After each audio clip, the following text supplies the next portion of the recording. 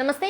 నేను సిరి. మనం గతంలో చూసినట్టయితే మాజీ ముఖ్యమంత్రి జగన్మోహన్ రెడ్డి అంటే ఏదన్నా హిందూ ప్రసాదం ఇస్తే ఎలా చేశారు ఏంటి అనేది అయితే మనం అనేక సార్లు చూసాం.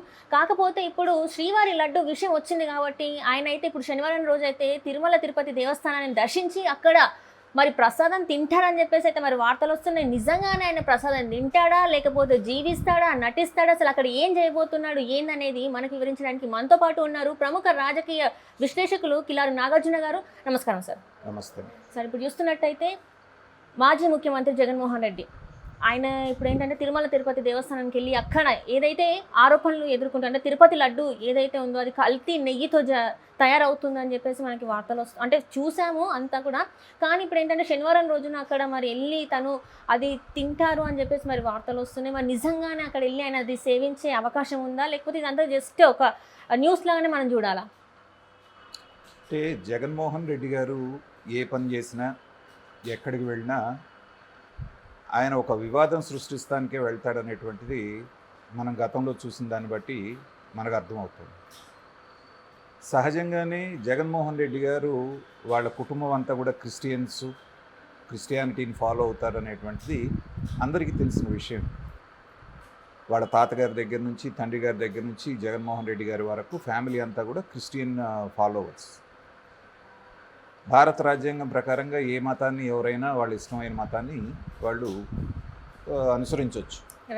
కానీ మనసులో భగవంతుడి పట్ల అంటే హిందూ దేవుళ్ళ పట్ల నమ్మకం లేకుండా ప్రజల కోసం యాక్షన్ చేయాల్సి వచ్చేటప్పటికి ఎన్ని కష్టాలు పడాల్సి వస్తుందో జగన్మోహన్ రెడ్డి గారిని గతంలో చూసాం.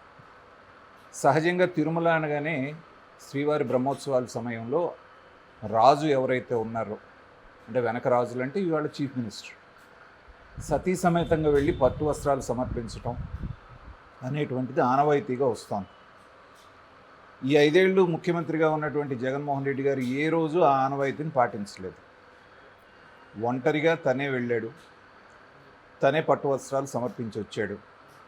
సో అక్కడ ఉన్నటువంటిదంతా కూడా ఆయన వంది మాగదురులే కాబట్టి ఈవోగా ఉన్నటువంటిది స్వయంగా చైర్మన్గా ఉన్నది స్వయంగా వాళ్ళ బాబాయ్, ఈవోగా ఉన్నటువంటిది ధర్మారెడ్డి కాబట్టి ఎవరు కూడా అబ్జెక్ట్ చేయలేదు. తర్వాత స్వతహాగా క్రిస్టియన్ అయినటువంటి జగన్మోహన్ రెడ్డి గారు వెళ్ళాలి అంటే డిక్లరేషన్ మీద సంతకం చేయాలంటే కూడా వాళ్ళ మంత్రులందరూ ఎలా మాట్లాడారో చూసాం.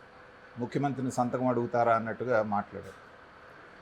వీటన్నిటికీ పరాకాష్ఠగా ఇట్లో ఎప్పుడు జరిగిందంటే 2024 జనవరిలో అంటే సంక్రాంతి ఆ టైంలో ఎలక్షన్స్ ఇంకొక 3-4 నెలలు ఉన్నాయనగా తిరుమలకి వెళ్ళలేదని ప్రజలు ఎక్కడ భావిస్తారో అనేటువంటి ఉద్దేశంతో వాళ్ళ ఆవిడ్ని తిరుమలకి రమ్మంటే భారతి గారు రారు.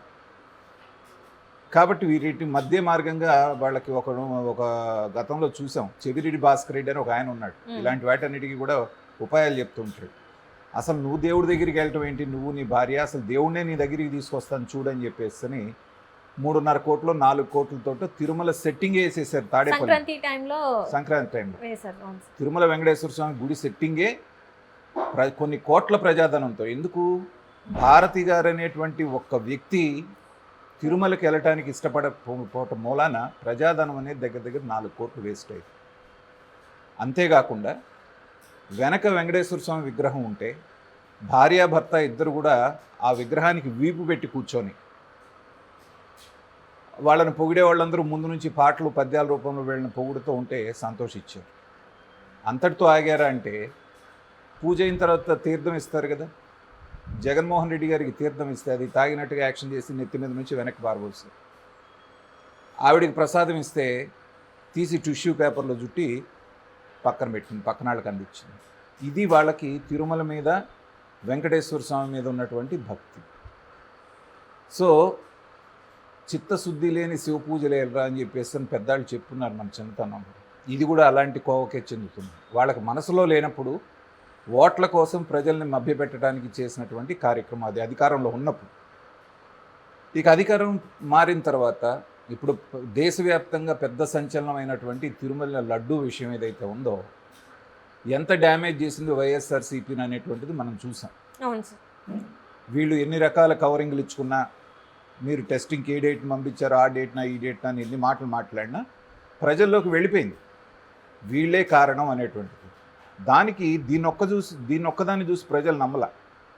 గత 3 సంవత్సరాలుగా అక్కడ జరుగుతున్నటువంటి అనాచారాలు అరాచకాలను చూసిన తర్వాత ప్రజలు దీనికి వీళ్ళే బాధ్యులని నమ్మారు. ఆ రోజుల్లో ఏం జరిగేది, లడ్డు క్వాలిటీ బ్రహ్మాండంగా ఉండేది. అసలు చేతితోటి ఫ్రెష్ లడ్డు పట్టుకుంటే మనం సబ్బుతో కడుక్కున్న నెయ్యి పోయేది కాదు. అలాంటి లడ్డు దాంట్లో ఉన్న ఇంగ్రీడియంట్స్ అన్ని తగ్గించేసి క్వాలిటీ రుచిగానే వాసన బాగాలేదని అనేక మంది కంప్లైంట్ చేశారు. ఎవరు పట్టించుకోవాలి. అలాగే కాకుండా క్యూ లైన్లో ఉన్నటువంటి పసిపిల్లలు తల్లులు కనుక ఉంటే వాళ్ళకి పాలు సప్లై చేసేవాళ్ళు, అది తీసేశారు. అలాగే అక్కడ మధ్యాహ్నం పూట అన్నప్రసాదాలు మధ్యాహ్నం సాయంత్రం ఆ క్యూలో ఉన్న వాళ్ళకి పెట్టేవాళ్ళు, అది తీసేశారు. ఇలా అనేకమైన కార్యక్రమాలు చేయటం వలన ఏంటంటే ఈ ప్రభుత్వం పట్ల విపరీతమైన వ్యతిరేకత వచ్చింది భక్తులు. ఇవాళ జగన్మోహన్ రెడ్డి గారు మళ్ళీ ఒక వివాదాన్ని, సమసిపోతున్నటువంటి వివాదాన్ని మళ్ళీ రెచ్చగొట్టడానికి తిరుమలకి వెళ్తున్నారు. అయితే అందరూ ఆసక్తిగా ఎదురు చూస్తున్నటువంటిది ఏంటంటే తిరుమలకి వెళ్ళి జగన్మోహన్ రెడ్డి గారు వెంకటేశ్వర స్వామి దర్శనం చేసుకుంటారా, లేదా కేవలం ప్రసాదం మీద మాట్లాడేసి దాన్ని వివాదం చేసి బయటకు వస్తారా అనేటువంటిది చూడాల్సింది. అంటే ఇక్కడ ప్రసాదం మీద వివాదం చేస్తారంటే ఏ రకంగా చేస్తారు సార్? అంటే ఇప్పుడు గత 3 సంవత్సరాల నుంచి ఇది జరుగుతుందని అందరూ చెప్తూనే ఉన్నారు. ప్రముఖ అర్చకులు కూడా వాళ్ళకి తెలుసు 3 సంవత్సరాల నుంచి ఇదంతా జరుగుతుందని చెప్తున్నారు. ఇప్పుడు ఆయన వచ్చి సడన్గా ఇప్పుడు అక్కడ దేవస్థానానికి వెళ్ళి అక్కడ మాట్లాడినంత మాత్రం ఒరిగేదే ఉండదు అంటారు. వివాదం చేయటం అంటే ఎలా చేస్తారు అంటే భూమన కరుణాకర్ రెడ్డి ఎలా చేశాడు మొన్న, కొండ మీద రాజకీయాలు మాట్లాడటం నిషిద్ధం అనేటువంటి ఒక నిబంధన పెట్టారు. ఏది, తెలుగుదేశం ప్రభుత్వం రాగానే. అయినప్పటికీ అక్కడికి వెళ్ళి రాజకీయ ప్రసంగం చేసి నేను ప్రమాణం చేస్తానని హడావుడి చేస్తే అరెస్ట్ చేసి కిందకి తీసుకురావాల్సి వచ్చింది. వీళ్ళకి కావాల్సింది ఏంటంటే మీడియా కవరేజ్. దాంట్లో ఒక 4-5 నేషనల్ ఛానల్స్ కూడా తెచ్చుకుంటారు. జగన్మోహన్ రెడ్డి గారిని అరాచకం చేశారు, అక్కడ రానివ్వలేదు, చేయలేదు, ఏదో ఒకటి మాట్లాడకుండా మాట్లాడతాడు. వీళ్ళు అరెస్ట్ చేసి కిందకి తీసుకొస్తారు. వాళ్ళకి కావాల్సింది అదే కదా, వివాదమే కదా. అంటే మళ్ళీ ఎట్లయినా చేసి న్యూస్లో ఉండాలి. న్యూస్లో మా తప్పేం లేదని ప్రూవ్ చేసుకోవడానికి మేము వెళ్తే మమ్మల్ని బలవంతంగా కిందకి తీసుకొచ్చారు కాబట్టి ఇదిగో చూడండి మాకు అవకాశం ఇవ్వలేదని ఒక మాట చెప్పడం కోసంగా చేస్తున్నటువంటి డ్రామా. నిజంగా వెళ్ళి వెంకటేశ్వర స్వామిని దర్శనం చేసుకొని వచ్చి ప్రసాదం తీసుకుంటాడా లేదా జగన్మోహన్ రెడ్డి అనేటువంటిది వాళ్ళ $1 మిలియన్ ప్రశ్న. ఎందుకంటే గతంలో కంటామినేటెడ్ లడ్డూలు లేవు. రాగానే చక్కగా వీళ్ళు మళ్ళీ నందిని నెయ్యి తెప్పిస్తున్నారు, క్వాలిటీ లడ్డు తయారవుతోంది. సో జగన్మోహన్ రెడ్డి గారు ఏం చేస్తారు కొండ మీదకి వెళ్ళేటువంటిది అనేది మాత్రం ఇవాళ ప్రజల్లో ఆసక్తికర చర్చ జరుగుతోంది. ఒక రాజకీయ విశ్లేషకుడిగా నాకున్న అవగాహన ప్రకారంగా వివాదాన్ని మరింత పెంచడానికి, మాదేమి తప్పు లేదని చెప్పడానికి, దాన్ని ఒక రాజకీయ వేదికగా తిరుమల చేసుకోవడానికి జగన్మోహన్ రెడ్డి గారు వెళ్తున్నారు అనేటువంటిది క్లియర్గా కనబడుతోంది. ప్రభుత్వం ఈ విషయంలో గట్టిగా యాక్ట్ చేయాలనేటువంటిది నాలాంటి వాళ్ళందరం కోరుకుంటున్నాం. మీకు అలాంటిది ఏదన్నా ఉంటే తిరుపతిలో పెట్టుకోండి, అంతేగాని తిరుమల కొండ మీదకి వెళ్ళి రాజకీయ ఉపన్యాసాలు ధర్నాలు గిర్నాలు అంటే వాళ్ళని లాగి ఈడ్చి అవతల బారేసి కొండ మీద నుంచి కింద బారేయాలనేటువంటిది నా